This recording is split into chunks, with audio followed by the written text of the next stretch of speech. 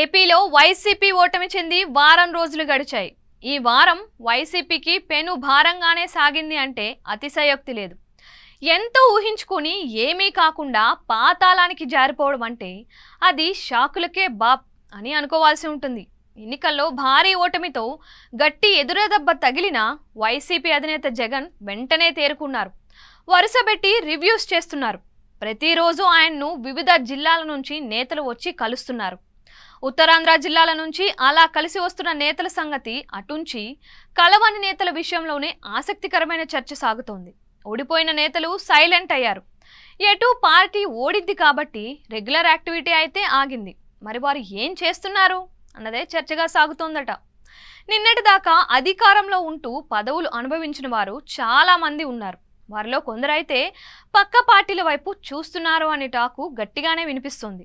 అందుకే వారు ముఖం చాటేస్తున్నారా అన్న చర్చ కూడా తెరలేస్తోంది.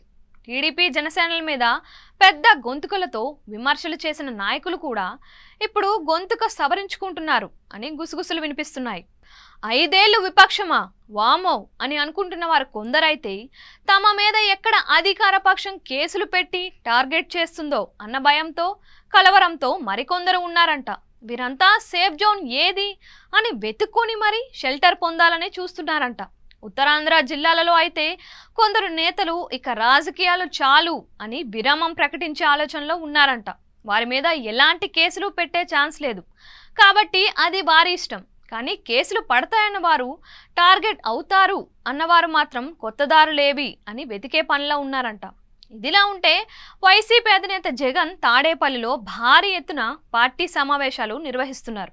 మొత్తం పార్టీ తరపున పోటీ చేసిన వారిని అందరినీ పిలుస్తున్నారు. అప్పుడు కూడా ఎవరైనా వెళ్లకుండా వెనకడుగు వేస్తే మాత్రం ఎవరెవరి రాజకీయ రంగులేంటి అన్నవి స్పష్టంగా తేలిపోతుంది అని అంటున్నారు.